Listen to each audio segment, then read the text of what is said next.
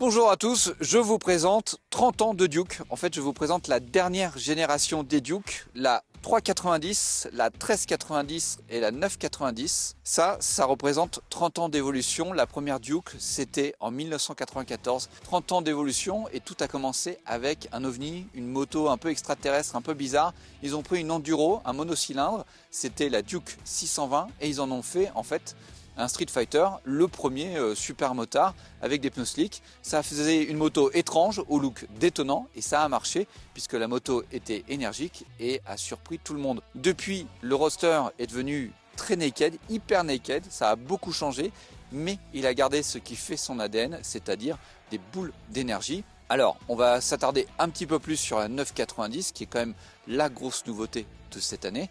Sachez que la 390, ça reste un monocylindre, c'est pur à 2, 45 chevaux, 38 Nm de couple et surtout ça pèse très peu, c'est très léger. Ça, c'est pour les débutants, c'est très rigolo à emmener et surtout, en fait, KTM a retravaillé notamment sur les masses suspendues, a gagné du poids, plus de 3 kg sur les jantes pour qu'elles soient toujours plus maniables et qu'elle soit facile à prendre en main tout en s'amusant. C'est peut-être finalement celle qui ressemble avec son mono à la 620 d'origine. En tout cas, KTM s'est amusé avec nous, il nous a amené faire un petit gymkhana et puis une petite balade. La grosse nouveauté, c'est elle, la 990 Duke, c'est 123 chevaux, 103 Nm de couple pour ce bicylindre qui est monté en cylindrée, 947 cm3. On n'est plus sur un petit mid-size, on se rapproche du segment des 1000. En fait, KTM crée un nouveau segment, ça c'est l'évolution de la 890, c'est même plus qu'une évolution puisque KTM annonce avoir changé plus de 95% de la moto ici.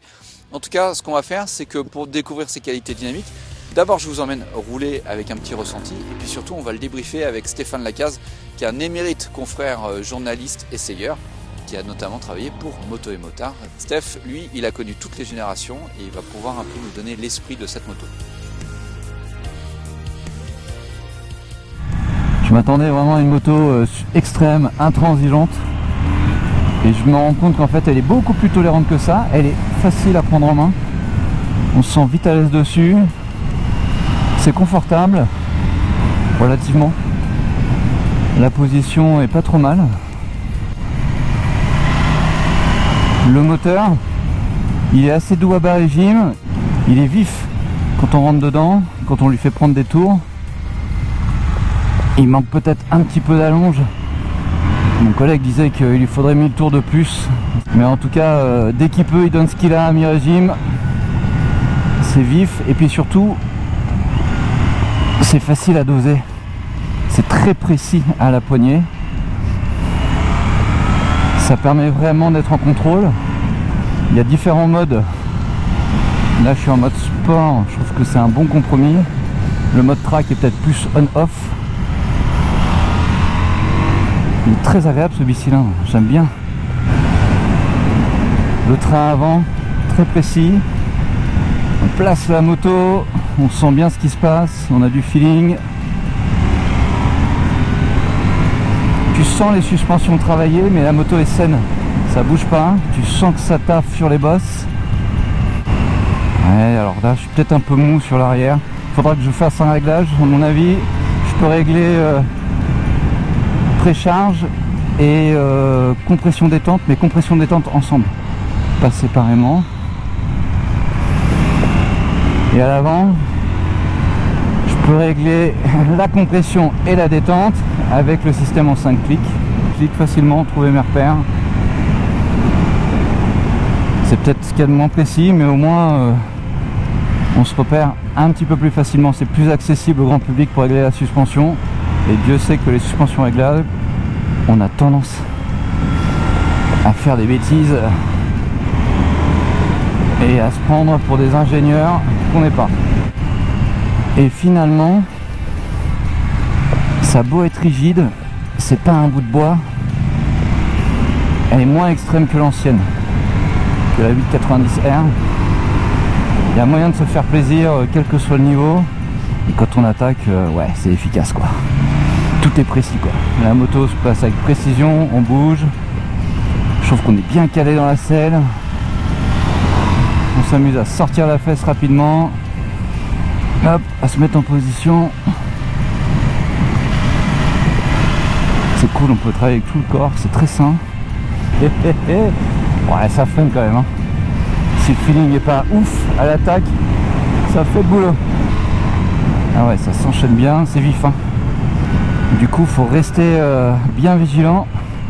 Faut pas s'endormir quand on met du rythme, parce que c'est là où elle devient un peu plus intransigeante.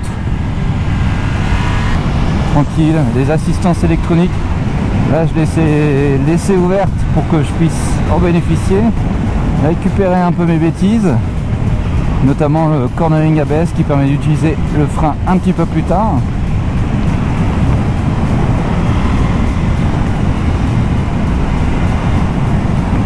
Mais on peut tout déconnecter, hein, à l'ancienne. Et vraiment y aller à balle. Moi je suis encore un peu sage, hein. Finalement c'est ça. On sent qu'il y a le potentiel derrière. On sent qu'il va falloir progresser, quoi. Allez, on accélère.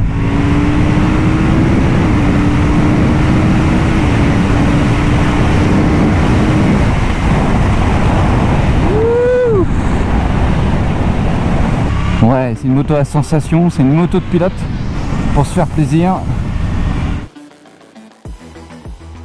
Très franchement, la 890, en plus moi j'avais vraiment un gros coup de cœur sur la 890R. En termes de tenue de route, elle était quasiment parfaite. Sur route, c'était une super moto pour rouler vite, pour improviser, pour faire plein de trucs, quel que soit l'état du bitume. Là, on est un petit peu dans la même optique. On retrouve ce train avant assez typé KTM, je trouve, où t'as du ressenti, t'as de la confiance, et du coup tu arrives à enchaîner les virages sans aucun problème. Mais globalement, non, c'est une super moto. C'est vraiment une super moto. Moi, sur la route, sur ce qu'on a fait aujourd'hui, j'ai vraiment pas grand chose à dire. Je trouve que l'électronique a aussi beaucoup progressé. Les interfaces sont un petit peu plus intuitives à utiliser. Ça fonctionne bien. Enlever l'anti-wheeling, ils ont mis contrôle de wheeling. Tu vois, comme ça, c'est. Ah ouais, Tu sens, change tout. Ouais, tu sens que c'est quand même. Là, tu vois, t'as un peu le droit. Faut l'enlever quand même. Je l'ai mis en haut et ça laissait pas aller assez haut. Mais en fait, le moteur vraiment te permet de contrôler assez facilement. Voilà, d'ailleurs techniquement, information importante pour tous les gens qui te regardent, elle lève en 4.